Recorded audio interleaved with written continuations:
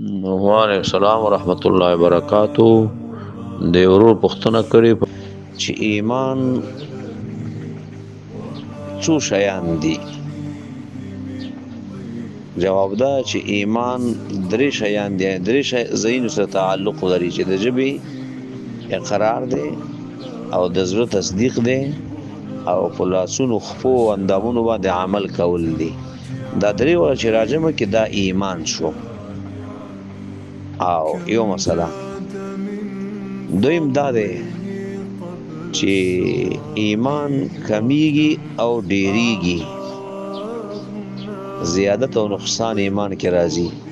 نو په څه باندې به ډیریږي او په څه کمیږي؟ جواب ایمان په نیکو اعمالو سره ډیریږي او په ګناهونو سره کمیږي. دو خبرې.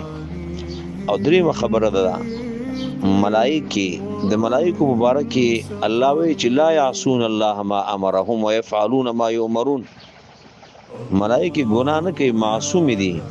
نو چې ګناه نه کوي نو ایمان خو په ګناه سره کمیږي. دغه ایمان وڅنګه کم شي؟ ایمان خو نه کمیږي، هغه ایمان ډیر دی. او څلورمه خبره نور انسانان چې دي، نور مؤمنان، دغه ایمان زیاتیږي هم او کمیږي هم. زیاتیږي په نیکو اعمالو کولو سره او کمیږي په ګناهونو کولو سره. دیو جن اوس په دې امت کې د ابوبکر رضی الله عنه ایمان چې دی او د حاضر حالاتو مسلمانانو چې کوم ایمان دی، د دې ایمان د ځمکې او اسمان فرق دی. ځکه د ابوبکر رضی الله عنه د اعمالو سطحه او مرتبه او درجه ډیر اوچته او ډیر و، او طاعت د الله بندگی پکې ډیر و. دیو جنا نو ایمانونه دا ډیریږي په نیکو اعمالو سره او کمیږي په ګناهونو سره.